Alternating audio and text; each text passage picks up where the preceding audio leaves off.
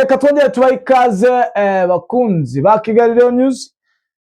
Ni updates byifashe bite, bimeze bite, ibintu byabaye inderenge. Ni nyuma y'iminsi igera muri 3 aho agahenge kumvikanaga muri zone ya Minembwe maginga ya ibintu byageramiwe nyuma yuko nijoro bakoresheje ibitero bya drone ariko zikaza gukomera mu rukerera mu masaha 11 sahi. Rero imirwano irakomeye. Ni mu nkunde rero tuzo turebe page atireko situation ihagaze, turebe uko byifashe mu bice bigiye bitandukanye. Ku murongo wa telefone turakira umunoko w'infoma werereye neza muri bira bice aduhe idonido uko situation ihagaze. Ni mu nkunde rero tudatinze turebe uko bihagaze. Ni nyuma yuko ibintu bimaze iminsi bidogera mu bice bigiye bitandukanye mu ntara zose, aho ubona yuko imirwano ikomeje kugenda yiyongera haba muri Katanga, ndetse FARDC ikaba yatangaje itangazo rikomeye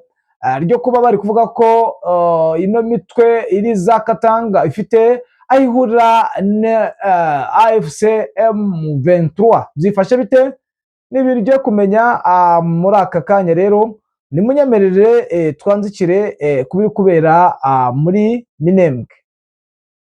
Mbere yuko dukomeza rero kuri iki gicamunsi cyo kuri iki cyumweru, ni ku itariki n'ubundi 15 z'ukwezi kwa 3 aho ibintu byadogereye, ndetse na Lawrence Kanyuka muri iki gitondo akaba yongeye kwandika. Bimeze bite, byifashe bite?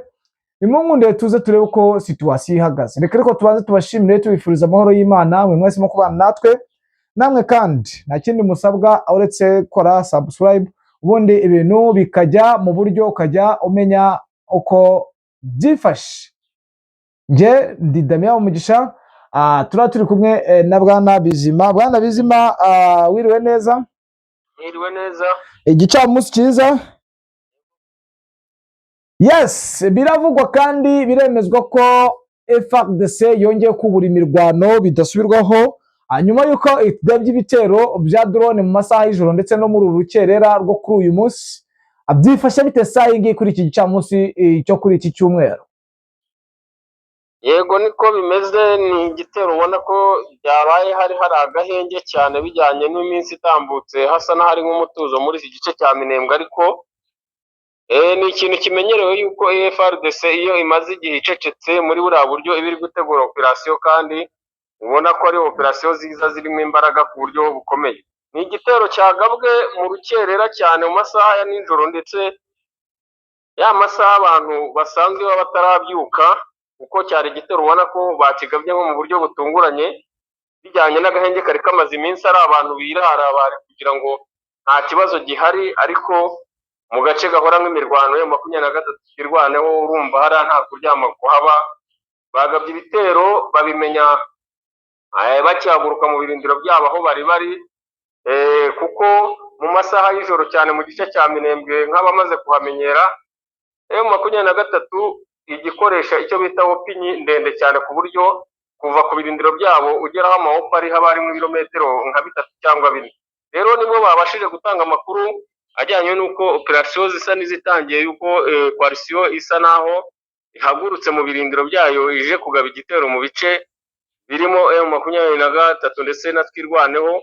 Habaho ikintu gisa no kubazingiya ku buryo bukomeye, ku buryo iyo hatabaho drone haba hari amakuru adasanzwe ari kuvuga mu gutakaza cyane kwari kuba kuri coalition bijyanye n'uburyo bari basa naho bayigoteye mu misozi, ubona ko bari bitaruye imisozi miremire basa n'ababataye hagati. Rero bakimara kumenya ko iki kintu kibayeho baguye muri ambushi ikomeye, bahise basaba musada wa drone, aribwo zaje mu rukerera noneho mu buryo bwo kujijisha, kuko kuvanguraho coalition yari iri ndetse na M23 na twirwanaho bari byari kugorana cyane ku buryo bashoboraga kuba bakwirasira abasirikare. Biba ngombwa ko bayobora drone mu kindi cyerekezo cya Karingi, ahantu hari ingo kandi hatuwe cyane mu baturage, abariho bajya kurasa mu buryo bwo kugira ngo M23 ise nitanga inzira yumve ko hari ibindi bice birimo ibitero bishyashya ndetse bashobora kuba babyibeshyeho. Rero icyo ni igikorwa cyabafashije, kuko nibwo babonye uburyo bwo kwinyagambura kugira ngo bave mu buryo bari batawe hagati, kandi n'ubundi bitabujije ko bahuye n'ikibazo cyo kuraswaho ariko batagize ibyago nk'ibyo bari guhura nabyo iyo hataba kuba bakoresheje drone. Yes, nibyo, ariko biravugwa yuko ingabo za FARDC zatangiye guhunga umujyi wa Uvira. Byifashe bite?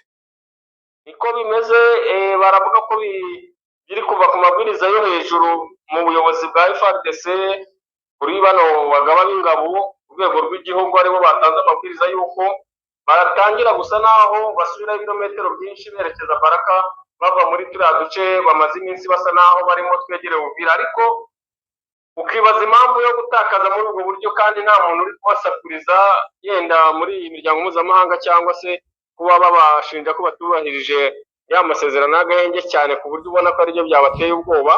Bo nicyo bitwaje, ariko amakuru nyayo ahari ni uburyo Uvira ubona ko M23 yayibanye, yayizengurutse mu buryo gusa naho yafunze amayira hafi ya yose.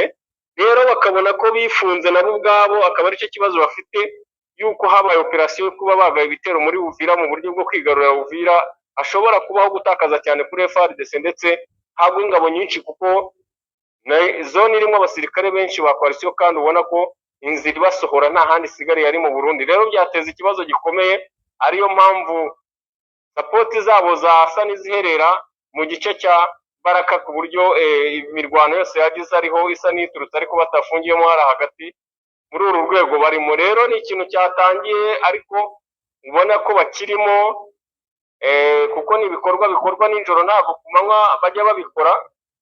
Harimo gusubira inyuma gake gakeya ku buryo ubona ko mu minsi iri imbere babikomeje hari ibice byinshi byasigara byagenzurwaga na FARDC byaba bitakirimo abasirikare bayo. Yes, Kavimvira abenshi bakomeje kuvuga ko hashobora kuba harimo ubugenzuzi bw'ihuriro rya AFC M23. Niko situation ihagaze cyangwa ntago ariko bire? Ni mu rwego rw'ubutasi, ntago ari ikintu cyeruye kuko ntago byaba ku maso ya buri wese ngo abiboneshe amaso, ariko ikintu gishoboka cyane kandi n'amasaha y'ijoro. Uriya ni umupaka ubura attention, utumva yuko hari ikintu cyakwinjira mu masaha y'ijoro cyangwa ngo gisohoke muri Uvira kigiye gutyo gusa kubw'ikikango cya M23. ubona ko hari operasiyo zibanga igihakorera mu masaha y'ijoro cyane iyo bafite amakuru ko hari ibintu biri buze cyangwa se abasirikare bari buze. Akunze kuba amambusha atunguranye cyane ku buryo ubona ko kubizibira kuri coalition byabananiye cyane, ariyo mpamvu uriya mupaka bagerageza kuwukoresha ku manywa y'ihangu babasha kubona kure, ndetse babanje no gukora ubugenzuzi neza ko nta muntu waba yabinjire. Naho amasaha y'ijoro iriya douane baba bayisangiye na M23 cyane mu buryo bw'ibanga kandi buhanitse. Yes, reka tugushimire Bwana Bizima. Yego, urakoze. Namwe kandi bakunzi ba Kigali News tubifuriza amahoro y'Imana, mwe barwayi ndetse n'abari muri zone y'intambara, ndabizi ko mudukurikira muri benshi. Ciao, Imana ikomeze ibane namwe.